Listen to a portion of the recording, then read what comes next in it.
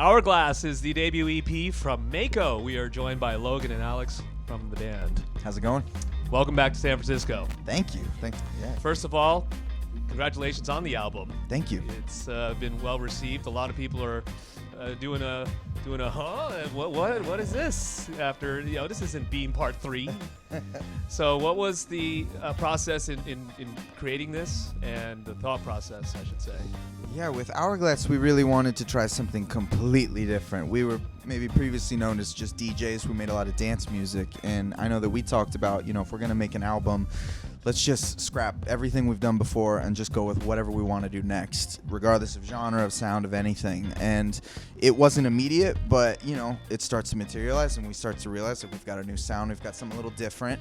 And then by this point, we thought we were going to take it on the road, but clubs might not work for it. So we're here with you at the Rickshaw Stop, for the first time on our live tour. And so it's been a lot of firsts. Just to give some people a reminder of your background and such, we have basically two very polar opposites. Yeah, I was going to put it more gently, but you have different backgrounds, let's say, right? And different training and influences and those kind of things, right? Logan, a little bit more, how should I say, current and more influenced by the sounds of the new millennium. And you were more ancient. More on the flip side, more classically trained, right? At what age did you start? I started middle school band, trumpet, like a lot of kids, picked up their first instrument, and then I got into the French horn. I don't really know how. And then sometime through high school, I just decided this is my career for sure, French horn. Yeah.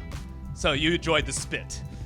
Exactly. I played trombone. Oh, no kidding. Yeah. You got your little spit valves? Yeah. In school. It's condensation, they would say. Oh, yes, that's true.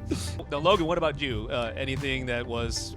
I actually played sax in lower school and middle school and a little bit of piano, and I'm surprised to learn that I started playing before he did and gave it up long before he did with the French horn, of which we're still trying to get him to play.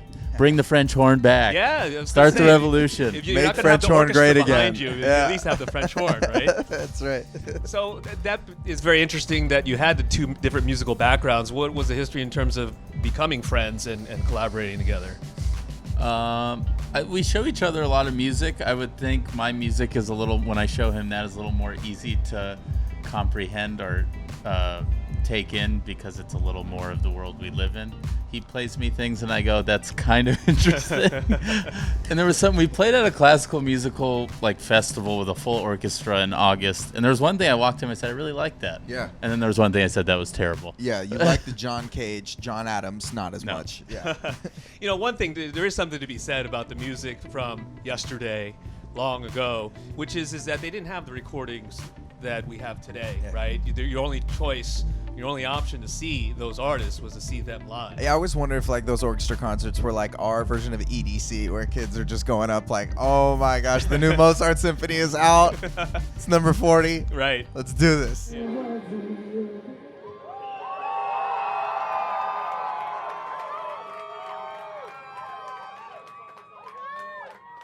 Hello, San Francisco. Recently had a conversation with someone about this where it was let's start a band and let's take this classical approach and girls will flock.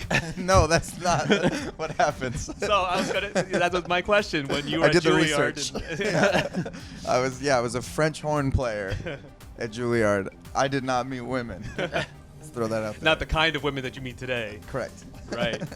Well, Hourglass is definitely a unique album. Like we talked about, there it's a progression of what you guys do.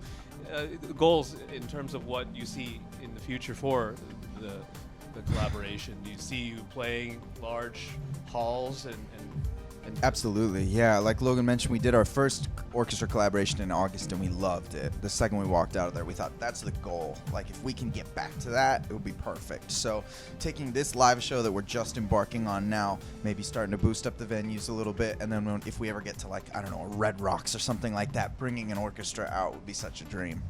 Well, you guys are on the right path. Oh, thanks. Thank you so much for playing for us. Absolutely.